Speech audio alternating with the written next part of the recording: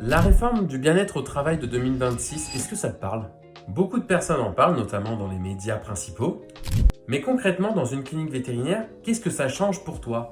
Tu commences un peu à la connaître maintenant, on va demander l'avis à Charlotte, notre experte en communication d'équipe. 25% des salariés français déclarent un mal-être psychologique en 2026.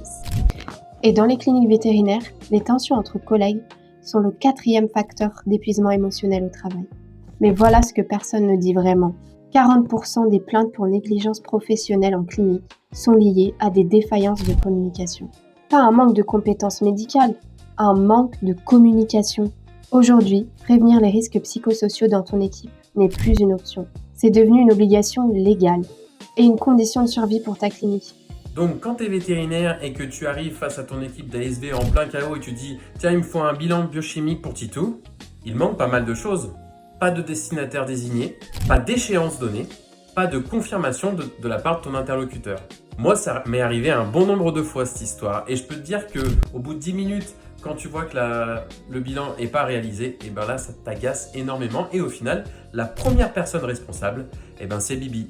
C'est pas du tout un problème de motivation, non, c'est plutôt un problème de protocole et de systématisation de la communication qu'on va mettre en place au sein de notre équipe.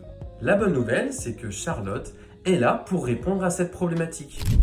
Elle peut créer des formations sur mesure en fonction de la demande de ta clinique et en fonction des problématiques que ta clinique présente.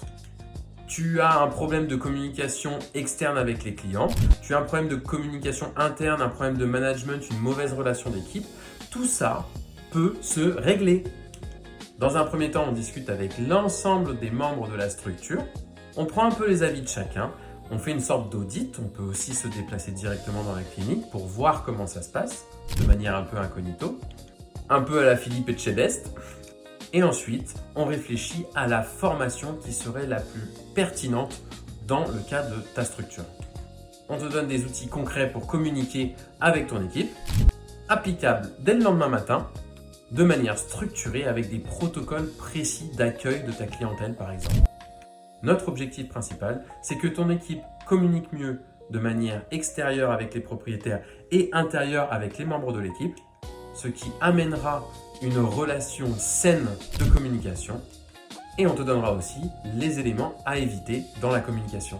Pour rappel, les formations AcademVet sont certifiées Calliope. Donc toutes les histoires d'aide au financement de formation, c'est tout à fait envisageable. Tu ne payes pas toute ta poche, c'est la cerise sur le gâteau.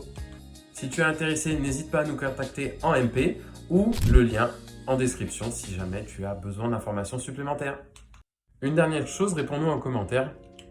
Est-ce que tu penses que la communication, c'est vraiment quelque chose qui s'apprend ou c'est un peu inné selon toi?